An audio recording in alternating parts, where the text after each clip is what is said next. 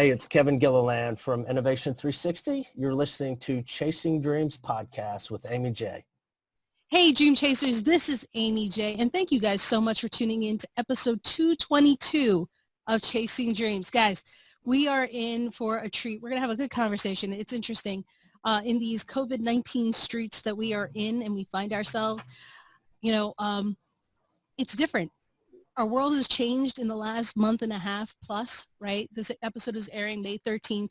And my guest and I were recording this in March. So we're kind of in the midst of it when we're talking to you. And I had a whole different direction to go in with Kevin. And that's not what we're going to do. So either way, I have a wonderful guest, a new friend, Kevin Gilliland. He is here. He is an expert in mental health, depression, and addiction. Amongst other things, he is also the author of the Struggle Well, Live Well book, which we'll link to in the description. You guys can check that out. And, there's so many ways we could have gone with this, Kevin. But first of all, how are you doing in these crazy, crazy COVID-19 times? In these strange days, right? Normal has been shattered. And in this very abnormal time, I'm doing okay. I'm doing okay. All things considered, doing okay. But man, check with me tomorrow. Holy cow. I love how you say that though. All things considered, because, the title of this episode, Managing Mental Health at All Stages of Success. And I feel like we've gone ahead. The world, guys, has turned our definitions around and just thrown it out the window. People have been furloughed. People have lost their jobs. Teachers have found themselves without a classroom. Some have gone from physical to virtual. Yeah.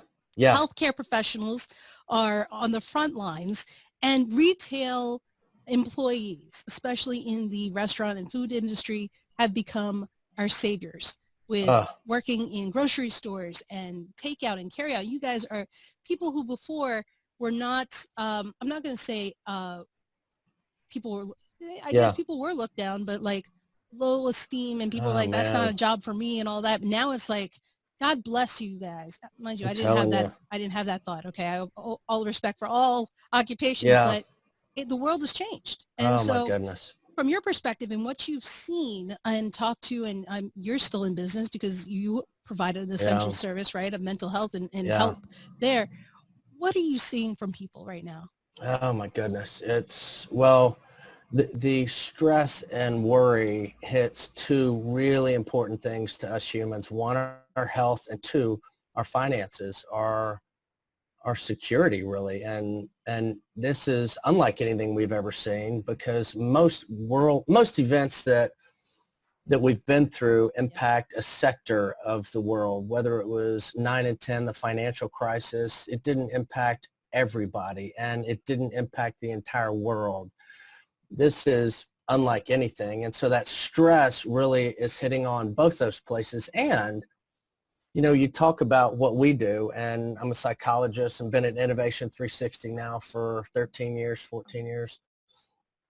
Usually we deal with things, sometimes we're part of it and sometimes we're helping people that are in it. But everybody you're with and meet with is talking about it and how do they manage it. And they also have maybe a mood disorder, anxiety disorder, family issues, and this on top of it.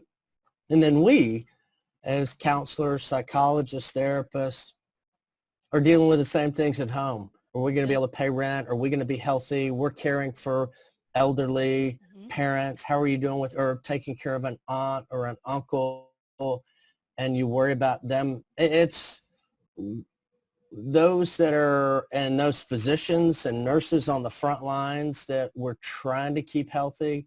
And then those of us trying to help people manage through this well, nobody's getting a break. And so it's a really trying, difficult time. And so, we talk a lot about, and there's a lot of studies and research on compassion fatigue or secondary trauma or whatever you want to call it. It's forcing all of us to be mindful of the things we talk about all the time, and literally to go day to day of, okay, I got to look at the important things I need to check off every single day because I've got to take care of myself if I have any hope of being able to take care of the people that are counting on me. So it's challenging in a way we've never seen in healthcare. I think you hit the nail on the head. And the thing is right, we've been so focused, a lot of things people are focused on, right? The obvious, your physical health. Are you Mm-hmm. getting food, right? Do you have money? And some have been impacted by those things. But I think the one thing we try not to think about or are quick to forget is our mental health, our mental well-being and Oh, wellness overall, especially in times where you're just not sure what to do. oh man, I'm telling, and that's where we're starting to realize we've known for some time that our mental health is inseparable from our physical health. And we've had lots of really good data, especially from cardiovascular disease and from cancer. In fact, the U.S. Task Force on Preventive Medicine for Cardiovascular Disease here, I think in 2018, maybe it was 19, said that we have to start screening for depression in high-risk individuals because depression is one of the warning signs or symptoms that can be a precursor for cardiovascular disease. And when we have cancer or chronic pain and we have untreated sort of worry, stress, mood, it gets all rolled together. We know that treatment is not as effective. The course of the illness tends to be longer, and the success of whatever intervention, whether it's chemotherapy or invasive heart procedures, the success rate is worse for people that have untreated anxiety or mood disorders. And so you go, okay, it's connected. And if I have any chance of being successful of managing this virus and my changes in employment, which by the way are some of the same things of, am I going to end up starting my own business or running my own business? It's the same skill set. You've got to have the same skill set, which is I have to be as mentally sharp as I can be and as physically sharp as I can be if I have any chance of being successful. It's Yeah. true in sports and it's true in business. You know, the way this has forced us, and some at the time of this airing, guys, you may still be in a shelter at place situation. Yeah. You may still not be able to go out. It may be essential personnel only. And that may have changed. We're not sure. I mean, I can't predict the future, but I can I I will imagine tell we'll you still be this. there. Yeah, I can tell you this. It's a virus. Yeah. And the shelter in place is not killing the virus. We're just trying to avoid overcrowding, basically ventilators at hospitals. And hospitals don't have a lot of ventilators. And if you're in the high-risk group and it gets bad, you're going to need a ventilator. And hospitals may have 4 or 5 or 8 or 10. That's it. And so we're trying to avoid that. In no way, shape, or form does anybody in the medical community believe that this will kill the virus. It's not going to. We're just trying to slow the progression. So we can handle it? Yeah, if you think about flu, and this isn't flu, but a flu is a virus that spreads similar to COVID-19. When we have a severe case of the flu, it was back 7 years ago that schools stopped for a week because flu numbers got so high at schools that they're like, all right, we're going to step away for a week and lower it, but it's not going to cure it. Right. And so for the next 12 months, we're going to be dealing with this impacting people. We're just trying to do it in a way that we can manage it medically and economically. So I promise you, when people are listening to this, they may not be sheltering in place, but they're still washing their hands and still practicing some distancing. And we may be meeting in groups that are a little bit larger, but we've got to be really mindful of, we're not going to have a vaccine for this thing for months and months and months, closer to a year if we fast track it.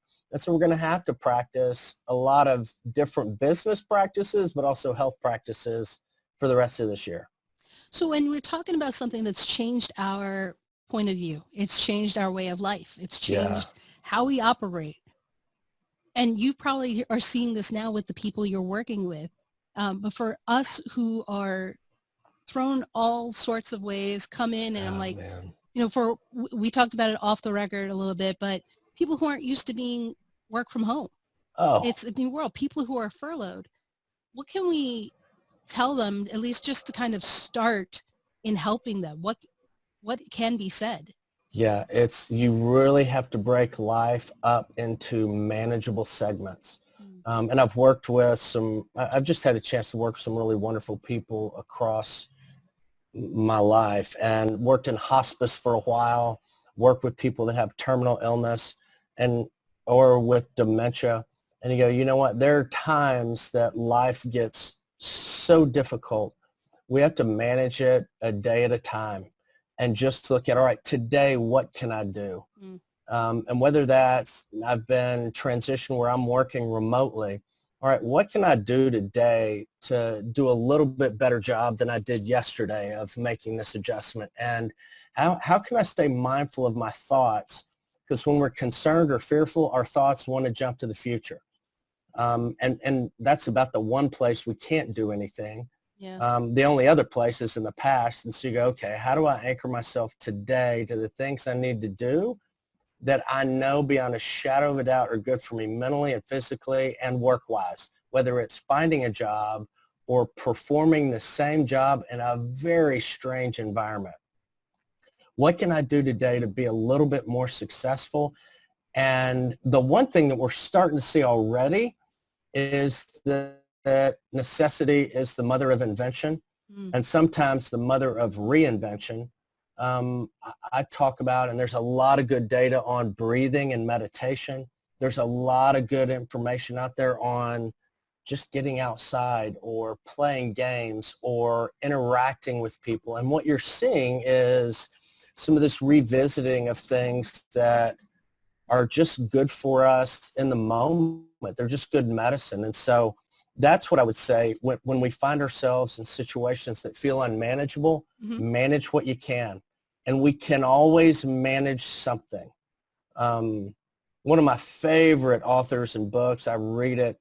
In fact, I probably will start reading it again, is Man's Search for Meaning, which is Viktor Frankl. And it's a spectacular book about, he's a physician, was an Austrian physician that ended up in a concentration camp and was liberated. And he just talks about how do you find space, even in such conditions as that we can have some control, and ultimately talks about we do have control over our attitude and what we focus on. And even if I may not be able to control my job or press forward with but I can have some control over my health physically and mentally. And so I think we have to look for where can we make a difference and not get too far into the future. So when you mentioned breathing, it brought me up to a post you had made. I think it was a story. Yeah. Yeah, so I found it on IG. Okay. If you're not, follow Kevin on IG. It's also in the thing. I think it's Dr._Kevin G. You guys can That's find him it. there. Right? So you actually put a post, and I saw this on a TV show where 9/11, whatever show that was. And they were talking about the importance of breathing, just as you just did. And I think for some of us, in this crazy world, we probably should practice some of this. Oh. And so can we talk a little bit about breathing? Because when I read it, and it might be in his highlights, but when you talk about it, you say hyper-focus on your environment and look for patterns, like 5 things that are blue, or find 3 things that are triangles, or look for 10 different textures. And you also go on to say about focusing on your breath and how focusing, and this might actually be someone else who said it, but you pointed it out, focusing on your breath naturally only allows you to return back to the present moment, and also temporarily pauses your brain. I think sometimes we want to feel like we can pause our brain. Yes. And so can you talk about the importance of this and how it can help us? Because I feel like sometimes we're so overwhelmed, and I get anxious, right? Especially when you start thinking, I spiral. What should we do? Okay, so full disclosure, I was such a doubting Thomas when it comes to all this data, because I'm like, okay, really? I mean, breathing, what is it? Okay, so I do it all the time. I know, you go, oh, okay, so I start tinkering with it. I start looking into some meditation and practicing some different apps. And then I stumbled across some research done by a cardiologist at Harvard, Herbert Benson. And this guy's been studying breathing and relaxation breathing for 3 decades at a little place called Harvard. And no cardiologists don't even believe we exist above the neck, right? Because it's all heart, it's all. Right, that's Now, our focus. He's not like that. And so he was actually looking at breathing and that it's called belly breathing. Okay. If you sing, it's how diaphragmatic breathing. It's how singers can carry a note for so long. If people do yoga, they've practiced it. If you've ever been someplace and you finally got to kick your heels up and you're like, oh gosh, we do one of those. That's that kind of breath. Okay. And it's the kind of breath that triggers a nerve that sends a message to our brain that's the opposite of fight and flight. And when we start getting panicky, we've accidentally triggered the fight or flight response. Our heart rate goes up, our breathing gets a little shallow. We don't even realize it, but we've triggered that response. That's supposed to turn on and off. But when we take that belly breath, that diaphragmatic breathing, it triggers the opposite response, which almost nobody knows what that system is called. It's called rest and digest. Yeah, how about that? Because if our system has to fight or flee, we don't need to digest food and we don't need to do calculus. But when we're eating, we need blood in our stomach. We don't need it in our muscles. And so our bodies shift so that we settle and we're in a restful place. And so Benson was studying blood pressure and would teach people this relaxation breathing and have them practice it and then compare it to, quote, treatment as usual, which was either medication or eating right and exercising to see what would lower blood pressure. And study after study, the breathing would lower blood pressure, sometimes to where people didn't need to be on heart medications. And a lot of times better than eating right and exercising. And so the more I started tinkering with it and experimenting with it and also sharing and talking with clients about it, it's unbelievable how, as a tool or a technique, that alone can slow our minds down because it triggers the opposite response. I do some legal work. And so I was going into court with somebody that was going to be in a really difficult case, and I hadn't worked with them. I was like, listen, here's what I want you to do.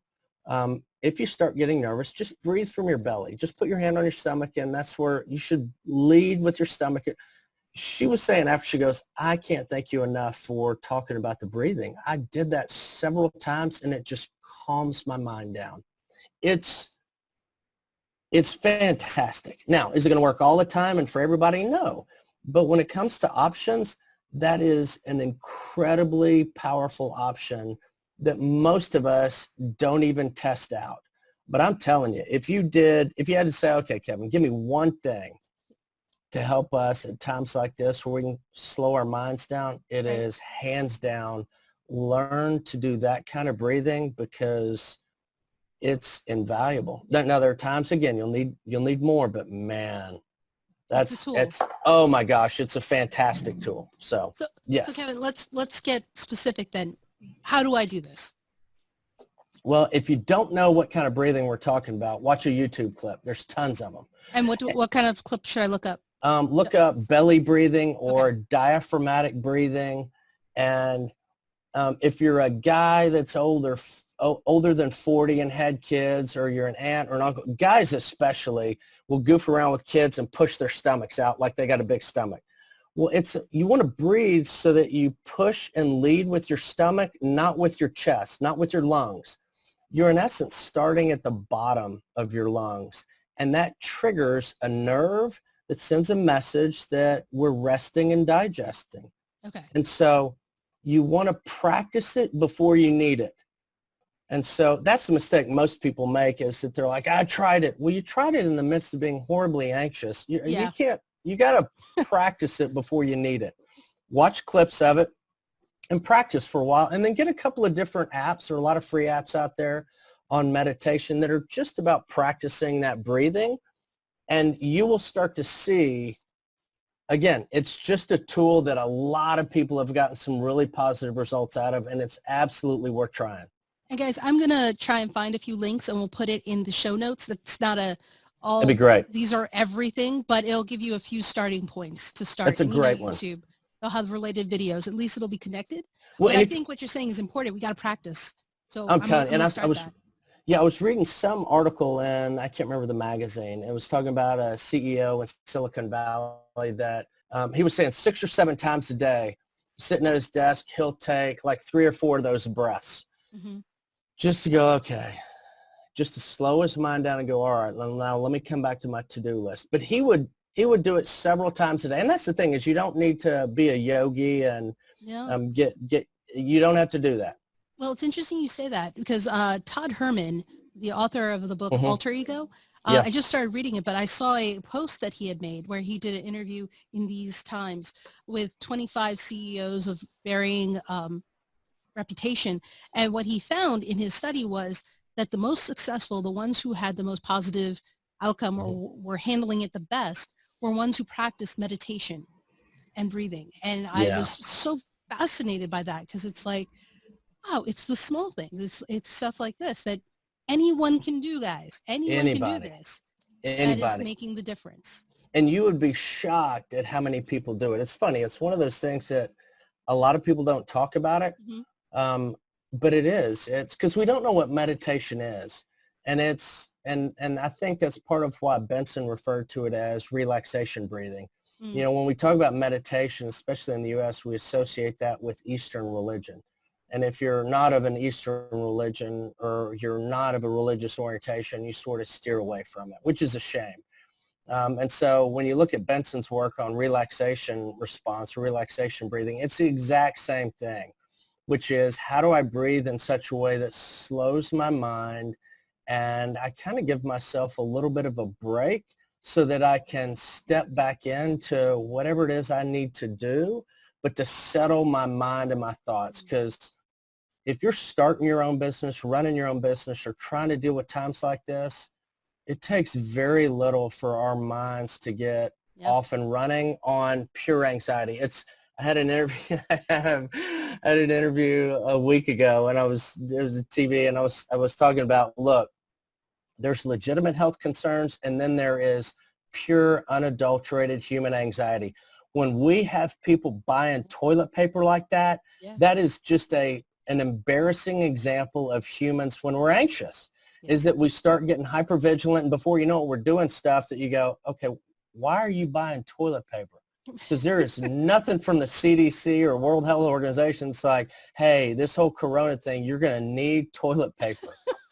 People. And so that's one of those, again, but you have to just go, all right, I need to just catch my breath Yeah.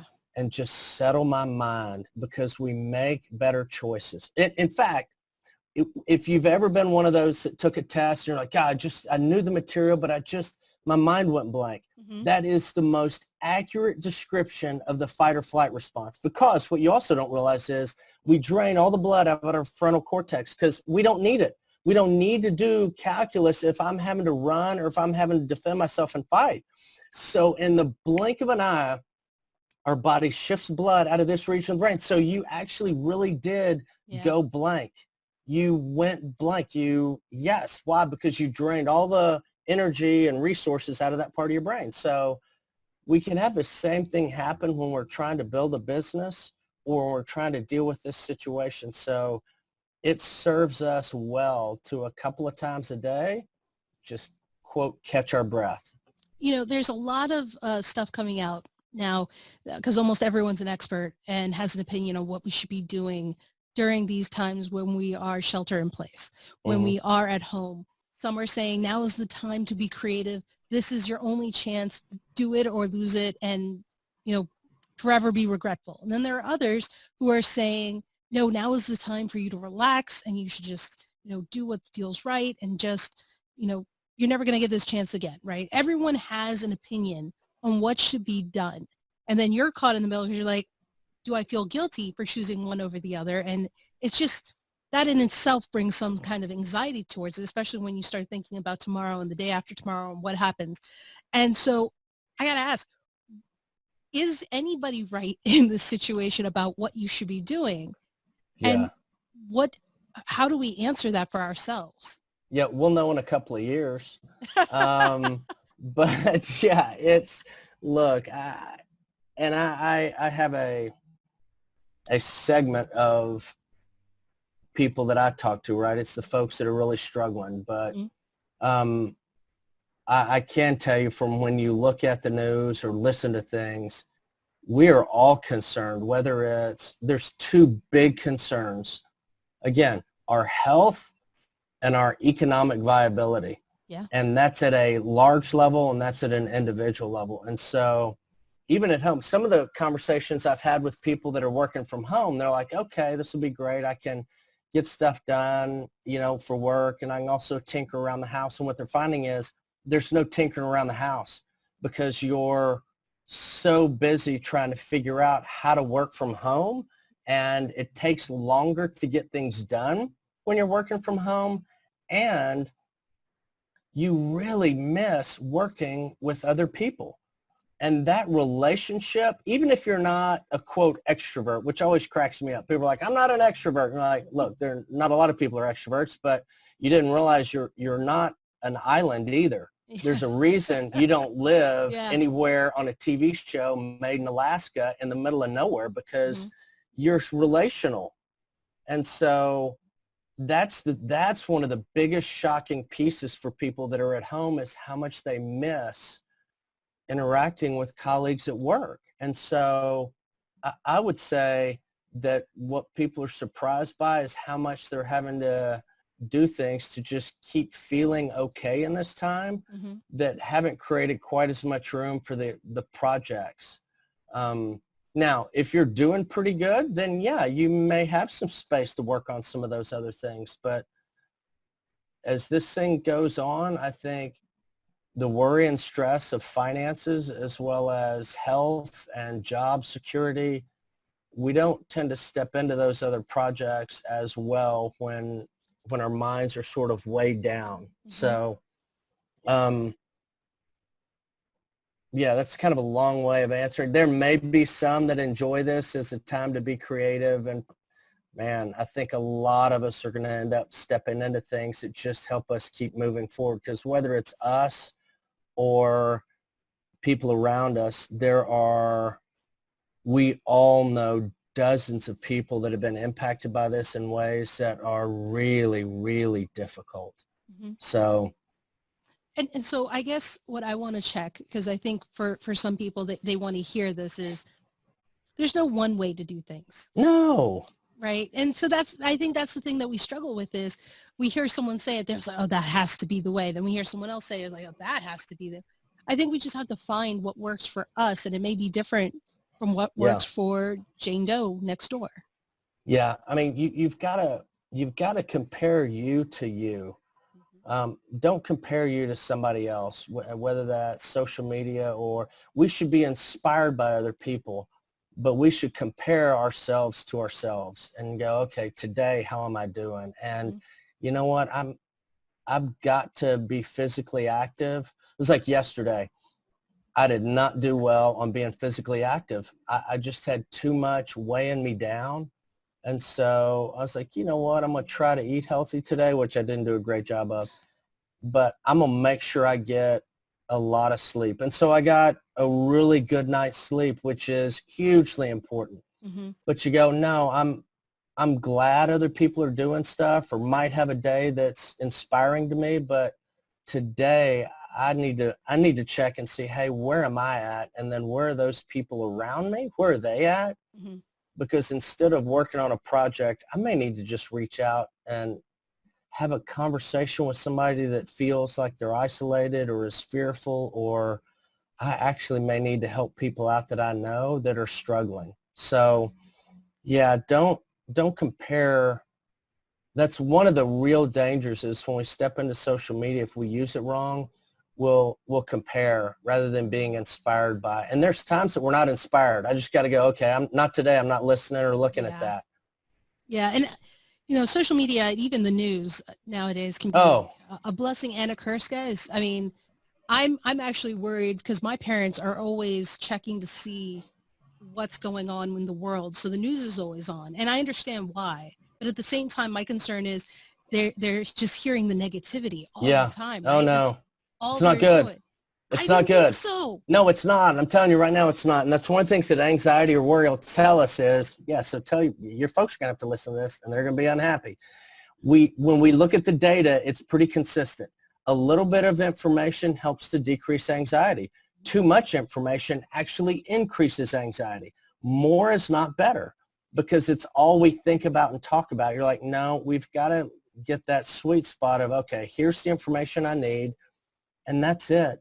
Because if I keep staying plugged into this, my anxiety is going to be worse, not better. So it's like this virus. Really, in the past month or two, we have not learned anything new about the virus itself. Mm-hmm. It's highly contagious and it spreads quickly. The mortality rate, we're still trying to get a feel for because we don't know how many people actually have it, so we can't figure out mortality without the other number. But it is, it does have a higher mortality rate than flu. It does not have nearly a mortality rate like Ebola. And so you go, okay, I've got the information I need. I need to check and see if there's anything that's changed in my city. And then I need to go live. I need to go step into some activities that are healthy for me. I need to reach out to people I care about and I love. I need to live. And the negativity that we consume information-wise, we should count information calories like we count nutritional calories and how many steps we take a day, because they absolutely have an impact on our mood and on our level of worry and anxiety. Absolutely. More is not better. I love what you said about living, though. I mean, I think sometimes we're either living on the news or some of you guys, I'm going to say it, you're living for the social. You're living for that Instagram and the Facebook, and how many of y'all went live in the last 2 weeks is just crazy. And I just see y'all on social. So I actually had to curb myself. I Yeah. now try only to check Instagram and Facebook twice a day, Yeah. whichever two periods. Yeah. I had to turn notifications off. Yes. Because I found that there was a Pavlovian kind of, I know. whenever a ding or a notification, I would just swing to check to see what's going on. I had to turn them off. I so appreciate you saying that, Amy. I'm telling you, I love that, either checking it twice a day. Mm-hmm. I talked to somebody last week that she said she would start, before she looked at social media, she would start a song. And when the song was over, she was off social media.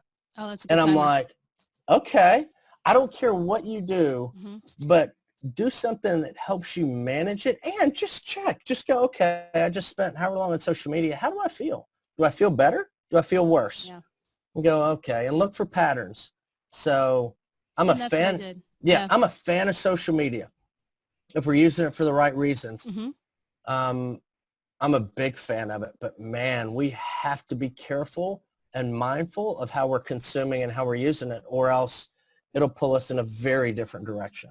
Yeah, and guys, that's what happened for me is I noticed, especially being sheltered in one place, that, the dings would happen more often because a lot of y'all are posting more. And it was between Twitter and Facebook and Instagram. And I was like, always checking. At one point, I was like, wait, didn't I nothing changed in like the 2 weeks except for a new post. And I was like, okay, no, this is ridiculous. Because it was almost like it was glued to my hand. Oh, no. And I was like, I'm not getting anything done. And I have a twin sister. And so you guys know Jamie is different from me in some ways. And one is she likes to do puzzles. She likes to do things and relax that way. We do puzzles together now, but it's different because I also have to be active. I have to like work on a project or the podcast or this upcoming project. And so for us, we operate differently. And so for me, I noticed I wasn't between puzzles and working. I was like on social media and I was like, I can't do that. I'm not going to have enough time to do what I want. So you got to find what works for you guys. Yes. And that is one of, if not the most important things for us to try to tease out of this situation, is having a better understanding of how our minds work, where they do well and where they struggle, and to monitor that. I do really well when I stay active and I've got something scheduled. If I'm not careful on weekends, I can end up spending way too much time in front of a TV, Mm-hmm. and I can end up isolating. And so I'm go, okay, am I keeping an eye on that and managing that? Or am I putting things on my calendar that help me be successful? And it's hugely important. And what helps me relax? Like I love reading. And so if I'm reading a book or listening to a book on tape, man, and a fascinating thing about books versus movies is when we read books, we actually allow an anxious mind to quiet down and to slow down, because when we read, it requires a different part of our brain, because we're in essence creating the movie, right? And so we relax in a way that just doesn't happen when we're watching movies. So, and sometimes why the imagination is better than movies, guys. oh, I'm Just telling gonna you, say it. if you haven't done it in a while, you're missing out. That's one that I would recommend is, hey, grab a good book, totally fiction book, not something based on a virus or some pandemic. I mean, stop it. Don't read Stop Contagion. it. No, read Don't do that. something that's just enjoyable, pleasurable, whether it's fiction or if it's historical, that just captures your imagination, and see what happens when you read a book.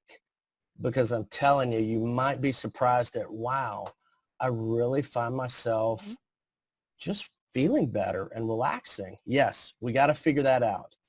It's so important. And one of the things I think a fear that people have for the listeners here is you're wasting time. And I have to disagree with you guys, because I think, when you're chasing dreams, and we've talked about this, right? Each person's dream is different, and how you chase it is different, and the timeline is different. And I think a lot of you guys are scared because your life has been thrown into flux, right? Across the globe.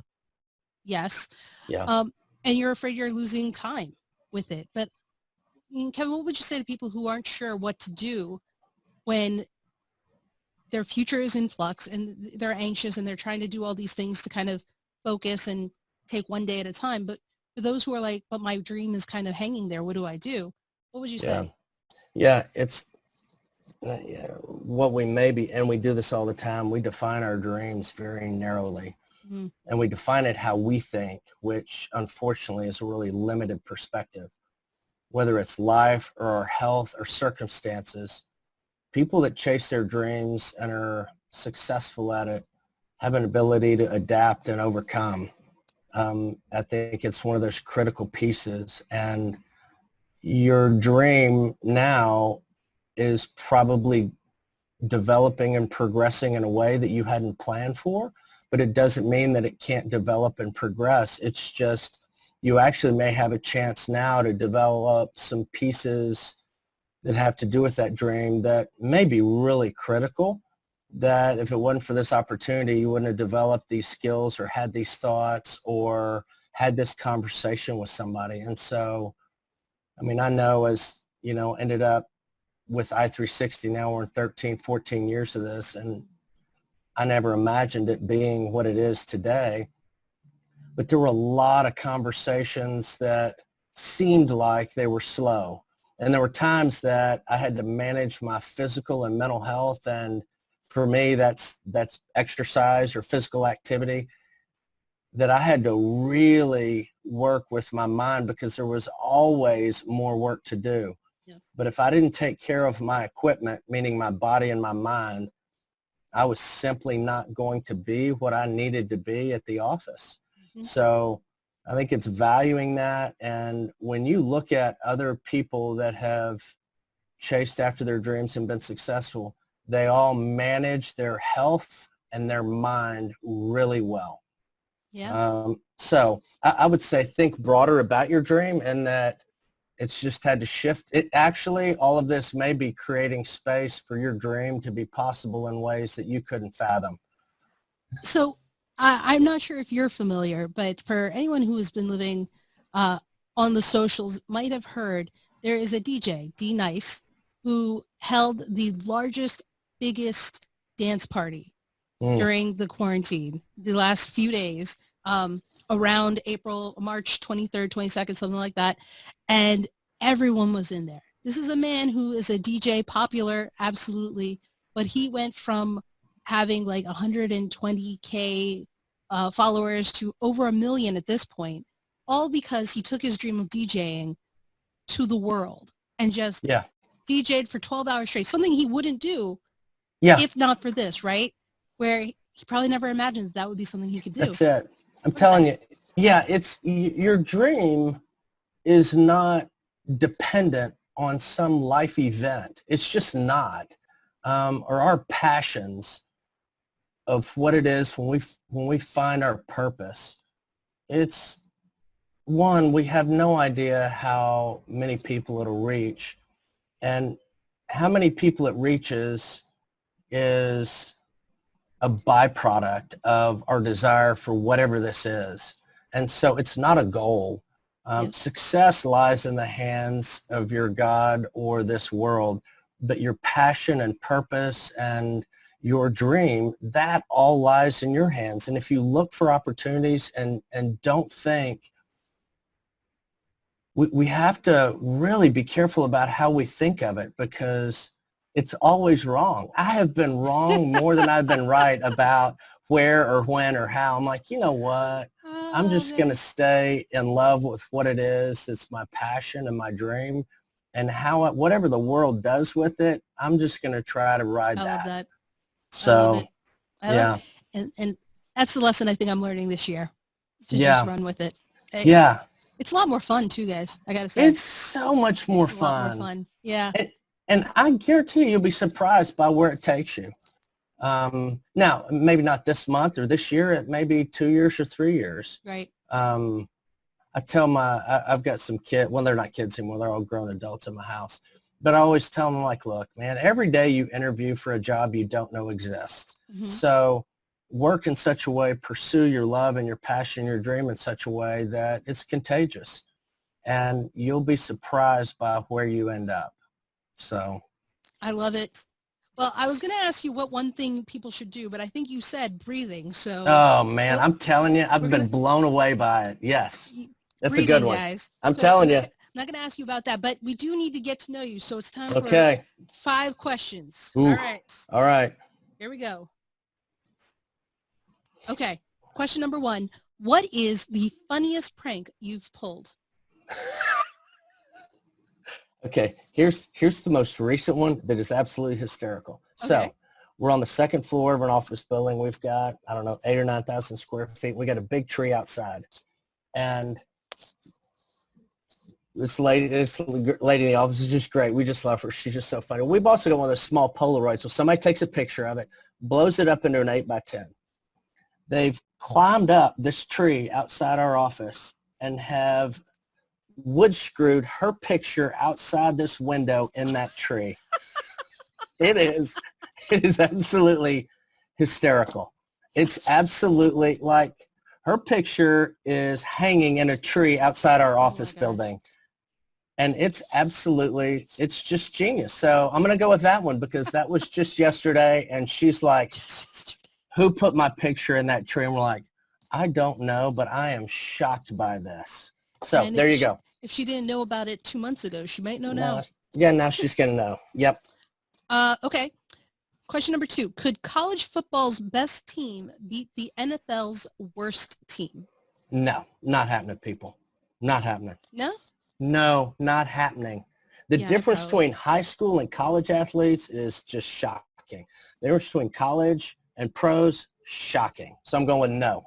All right. That's fair. That was strong. That sounded like I think you really believe that, but I might lean towards that too. Okay. I think the levels are different. There's a reason there are levels. Yes, exactly. Right. Yeah. All right. Question number 3. What is the funniest movie ever made? Oh my gosh. Funniest movie ever made. Mm-hmm. Oh man. God, there's so many rattling around in my head. Which one do you go with? There's almost no wrong answer. Almost. I know. Gosh, oh God, that's really good. Whether it's a classic or more recent. Now I'm sure I'm forgetting one. For some reason, Caddyshack comes to mind. I don't know Okay. why, but It's a I don't. classic. Yeah, that is kind of a It was classic. funny. What was your choice? What was I yours? was going to go Mrs. Doubtfire. Oh my gosh, that is so spectacular. Oh, and Robin Williams Yeah. Almost anything he does is hilarious, right? is Would have won just a, genius. just him or Bill Murray would have I know won, that's why I went with right? Caddyshack. I know. And then, why Oh, I can't I remember? love Steve Mrs. Dow. Martin. His stuff is also hilarious. Oh, So it's a tough one. that's But tough. Caddyshack, I think, is a good I'm gonna call. go with Caddyshack. Okay. I don't like that question. All right. Question number 4. What's your favorite purchase from last year? Favorite purchase from last year. Um, was it my AirPods? I think it was my AirPods. That's a I good one. think. Yeah, I was like, okay, I did not know these are so spectacular. I'm The way going with AirPods. the Yeah. way they switch between devices, right? So smoothly. Oh, I don't know how Apple does it, but seriously, I think, yes, I'm going with AirPods because I remember after I got them, telling people I think they're better than the iPhone. I know I got carried away. I did, but I'm Maybe going a with little Air. bit. Maybe a I little did, bit I there. know, just a little bit, but I'm going with AirPods. Okay. Hold on. I might do a different one. Let's see. All right. Question number 5. Last one. Okay. What's your least favorite exercise? Okay. I got to go with yoga. Now, having said that, Right? I keep trying to do it and I keep going. But every time I step into yoga, I'm like, I'm not going to live through this. I'm not going to live through this hour, man. How do these people do this? And then I'm not going to be able to put my shoes on for like 3 days. It's the funniest mental challenge. I'm like literally, and I go quite a bit. I'm like, oh God, what am I doing? I'm not going to be able. Now it's really challenging for me because I'm like, it is really good for you, and I'm a huge fan of it. I've also learned a lot about how my mind works, but I'm going to go with the yoga. So Yoga. I do love it though. It's a love-hate. But the best ones are, they say. So Kevin, for all these people who are just learning about you, where can they go to connect with you online?